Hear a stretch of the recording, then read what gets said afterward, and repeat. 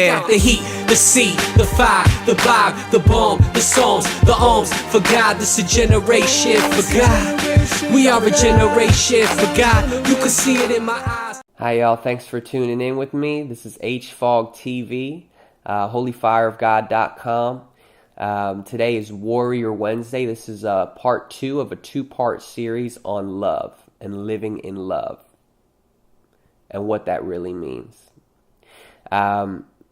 My name is Juke. You can find my stuff at JukeWorld, JUKWorld.com, as well as hiphopholybible.com, the creator of the Hip Hop Gospels, the first ever Bible wrapped.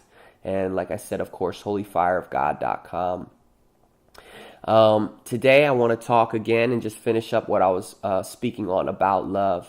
Again, I have my notes here I'm going to be reading off of. There's now, because of the new covenant, there's neither Christian or non-Christian. Only the life of God. Paul says that there's neither Jew nor Greek, and goes on and on about how there's now no separation between us and Father, the creator of the universe. And I think the same thing lasts to today in saying that there's neither Christian nor non-Christian. Now, I don't want to mislead anybody or for people to be up in arms. I mean, I am a Christian.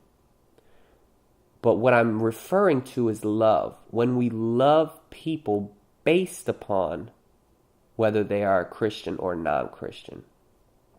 See, a lot of us in the Christian world, we hang out with our Christian friends and we go to Christian events and we drink Christian tea and, then when we see someone in the world who's not a Christian, we immediately kind of judge them and, well, let me stay away from them. They might spread their non-Christian disease onto me. It reminds me of the story in the Bible where Jesus is right there with the leper. And in the old Jewish law, the lepers had to stay outside of the city. And you weren't supposed to commune with them. You weren't supposed to be around them because their sickness and disease could get on you. And then you would be contaminated. Well, Jesus comes and people are telling, keep the leper away from you. Oh no. It's kind of even portrayed pretty well in the Bible experience that just came out. Portrayed very well, actually. And it gave me a pictorial example of that story of people basically trying to say, stay away, don't touch him, you'll get unclean. And what does Jesus do? He comes right up to him, lays hands on him and says, be made clean. You were never supposed to touch them, but he does. Why? Because there's now nothing separating us from God. No sickness, no color, creed, nation. God's beautiful grace now makes that love and that communion with God available to everyone. So, like I was saying, there's neither Christian nor non-Christian, only the life of God. Jesus Christ didn't die to start a religion.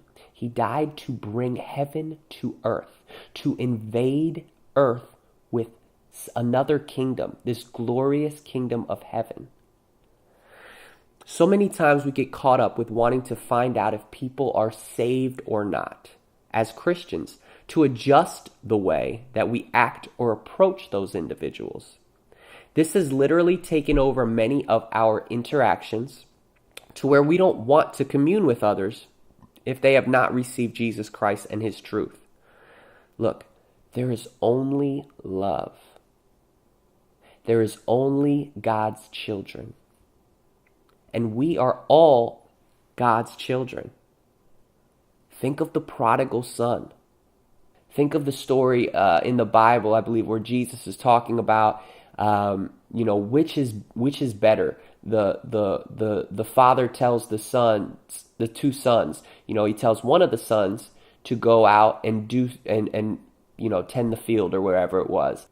The first son said, I will, meaning Jesus referring to the Jews at the time, but didn't go. And the second son said, I will not, but ends up going.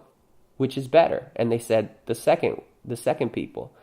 So that's a perfect example of showing us that there are some who have strayed away, or maybe we're not even aware of who their father was. But we are all God's children, and God's waiting for all of us to return to him. Some of us are still living in rebellion from that sonship, or don't understand how they can be the children of God because of the devil's lies. But we are all worth saving. And therefore, they are all worth loving. That's right. They're all worth saving, and they're all worth loving.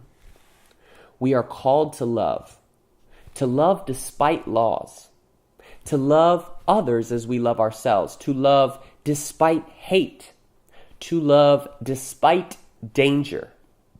We Christians are called to be lovers. Lovers of God, and then lovers of those around us.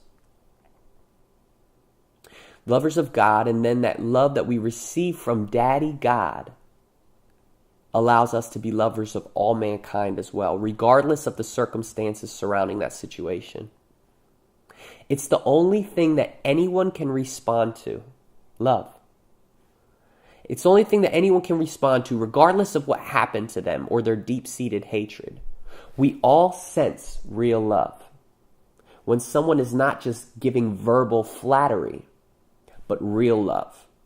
So let that be our prayer for one another, that we may learn, me definitely included, to love better, that the world may see the truth in that love and want that love of Christ in their lives as well. There's something so deep, so down deep, so pure, past all the distractions, past the basketball games, football games that are on, or your favorite TV show, or the way that you feel about life, past the churches, past the pastors, past the government and the elections, past even our own hearts, past even our own feelings about this quote, or even past thinking about this quote, or past your feelings about how you feel about me or this program. There is one who sits there longing for us, seeking our attention. But can we hear? Or are we so consumed with all the other things around us in our life? He is there. Past the bills, past the screaming kids, past the new job offers and this image we are trying to fit into. He is past our very nature. He sits, waiting for every single one of us. He waits. Not for us to come up with some kind of great prayer, not even to be sung to. He just waits for us. Just waits for us to come there with him and be consumed with him in that quiet place, that he may speak to us, or maybe say nothing at all. That we will not be caught up in our minds or thinking what to say next, but just stay there with him, in his presence, and be there together. Together in that small and still place where we commune with the one who made us, who knows us better than we know ourselves. That is God. He just wants to be with us, just to be loved by us, yearn after by us, to be together. Let's be with him now. Let's turn off the TV and just go there. Just be there. Want to hear God? Do this. Get past the distractions. Get past all the distractions and he'll meet you in a way you've never knew was possible. And yet, he's been there waiting for you every single day of your whole life. Regardless of how qualified or disqualified you may think you are, he is available to us always and forever.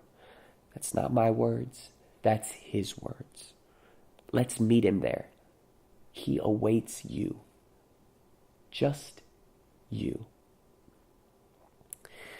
That concludes our second part of this series on love. Again, my name is Juke, JUKWorld.com. Also the creator of the Hip Hop Gospels, the first ever Bible rap at hiphopholybible.com, as well as holyfireofgod.com, HFOG TV. Thanks so much for joining me on Warrior Wednesday. We'll see you next week. God bless. The heat, the sea, the fire, the vibe, the bomb, the songs, the arms, for God, this a generation, for God. We are a generation, for God. You can see it in my eyes, the trials, the passion is real. When I'm fasting, I'm smashing you cats with the seal. This a generation, for God. We are a generation. Check, yo, I rap acid, spoon feed your raps that are classics, crashes.